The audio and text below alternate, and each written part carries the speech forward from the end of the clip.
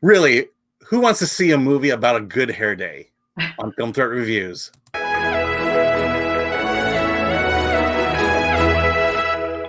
I'm Alan Ng. I'm with Zorianna Kit, and today we review Bad Hair on Hulu. Be sure to like, subscribe, and comment below on what you thought of Bad Hair. It's 1989, and an ambitious young woman gets a weave in order to succeed in the image-obsessed world of music television. However, her flourishing career may come at a great cost when she realizes that her new hair may have a mind of its own. Directed by Justin Simien, stars Elle Lorraine, Pharoah, James Van Der Beek, Vanessa Williams, and Lorraine Cox. We don't review a lot of horror movies on the show, mostly because I'm scared to death of horror movies. But I don't think we've talked about it. What's your relationship with horror movies?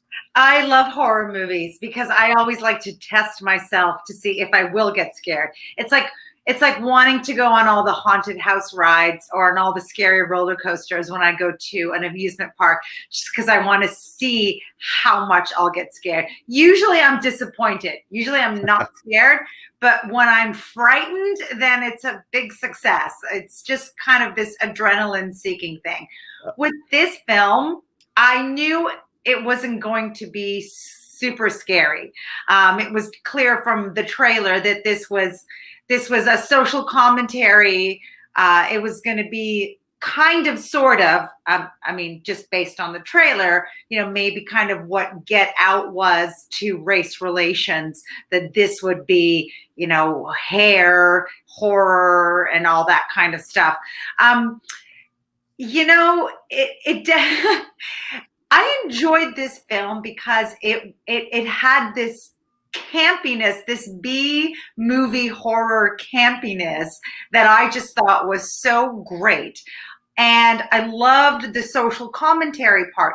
The problem is that there wasn't enough of the social commentary. The film starts off by talking about this whole culture, hair culture, at an MTV style place called literally Culture. And then it's abbreviated to Cult, which is exactly what happened. So I love the whole play on words here. But what starts off as this sort of like, hey, if you want to make it in this business, you're going to have to assimilate to the white person standard of what is beautiful, and that is straight hair. Then it just kind of veers off it just kind of loses that. It goes off that track into this killing spree where the hair doesn't discriminate who it kills. It doesn't care if it's white or black or straight hair or weave or regular hair. Like, it's no longer the social commentary. So it kind of loses that aspect, which bummed me out because I was so into that at the beginning. But that's not to say the ride still wasn't fun. I actually enjoyed a murderous weave going on. I like my murderers to be non-racist, to be equal opportunity murderers. I am curious. I was curious as to what you thought, because I don't watch a lot of horror movies, and for that reason, I feel like I'm not always the best judge when it comes to whether it's something scary or not. I was actually suckered into going to one of these test screenings where they test a movie, and it was for the first Child's Play. And I remember I filled out my card saying I didn't like it. I got a call from the researcher saying why you didn't like it. And I said, basically, it just scared me too much. And I think that was the answer they were looking for. Yeah. So that franchise got launched. And this is the same way. To me, okay, so I don't like scary movies. I got scared.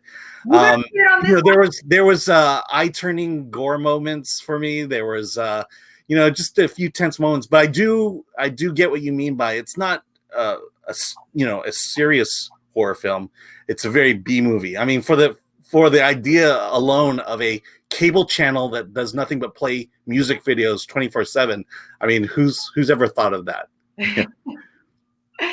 But did you watch Get Out? Did you see that? No.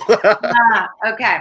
I didn't see Us either. Yeah, I mean, this is a throwback to 80s horror movies. I mean, I would say my relationship with the 80s horror movie, which in the 80s there was a lot of that. The 80s was the birth of Freddy, of Jason, It all really started with Jaws, even. And so I have. This is a killing hair weave. It's not even a human being. I mean, did you not laugh? Did you not laugh at this? Yeah, I did laugh. There is a ridiculousness to it. But the images of the installation of the weave, the killer weave, that really it was like, oh my gosh, that's I'm turning my head on that. But then when the hair comes to full fruition, that's when it kind of gets into just this over the top, unrealistic monster, which I think it plays that balance. And so I found it fascinating. I was able to get through it, but I'm definitely not watching it again, much like all the other horror films I'm forced to watch. I loved the potential of this film. As someone who loves wearing hair extensions myself and putting in different types of clips and creating different looks, I love playing with hair that isn't necessarily my own, but is installed in my hair. I love that. But the concept here is that this is something that's cultural appropriation, where Black women are told that their own natural curls are not appropriate if you want to succeed in business, and therefore you have to have long, silky, straight hair in order to succeed. And so our lead goes ahead and does exactly that, and she finds that she starts succeeding, but she also finds that there's a whole folklore aspect to this. There's a book that she's reading about slave folklore and witches and stuff like that. And so it meshes that kind of stuff into the film, where she starts finding out that, maybe her hair is possessed or haunted by the original person that hair belonged to. And then all of a sudden, there is this whole setup where any woman that has this type of hair is actually, the hair is possessed. Yeah. And they go on this killing spree.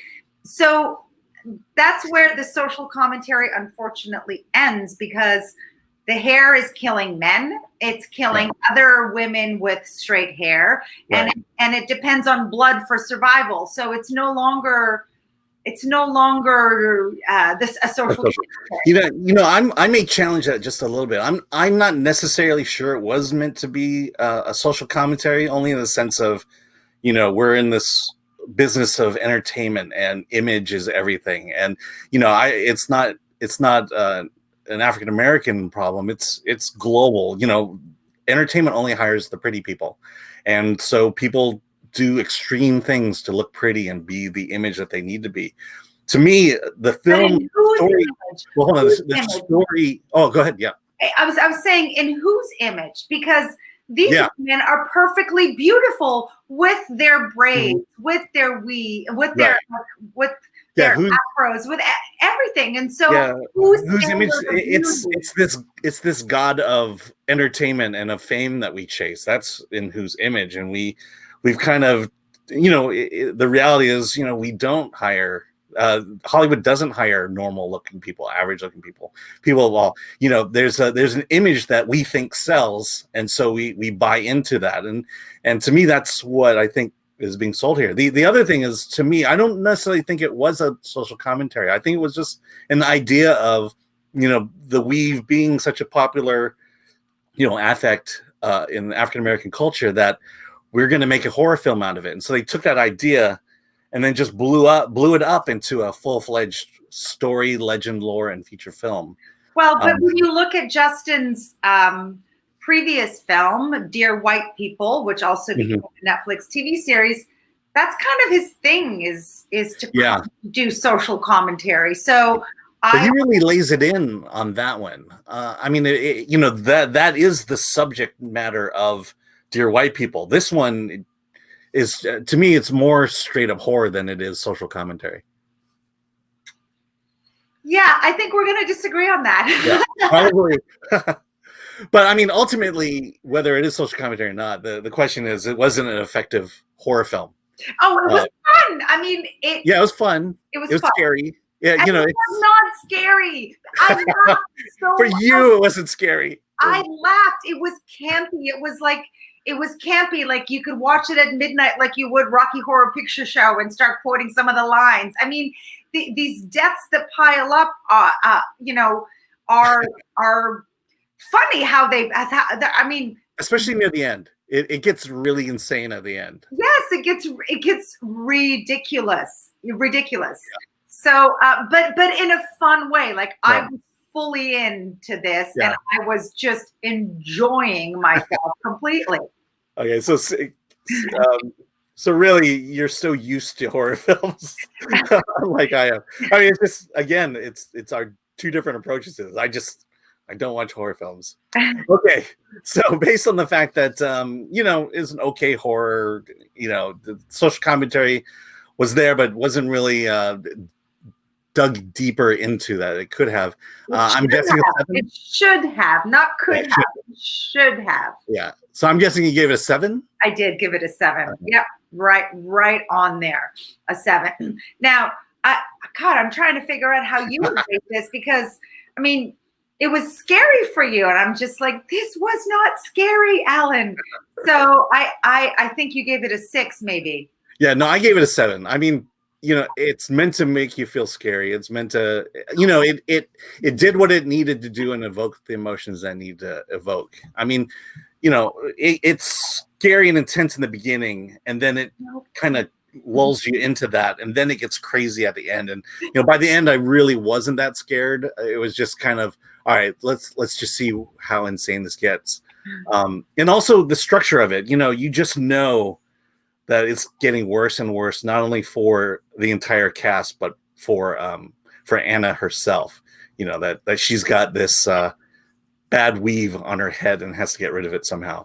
Didn't you love her name, Alex Bloodsoe? Like blood and the sewing in of the extensions. I was like, oh my gosh, that's like the perfect last name, Bloodsoe.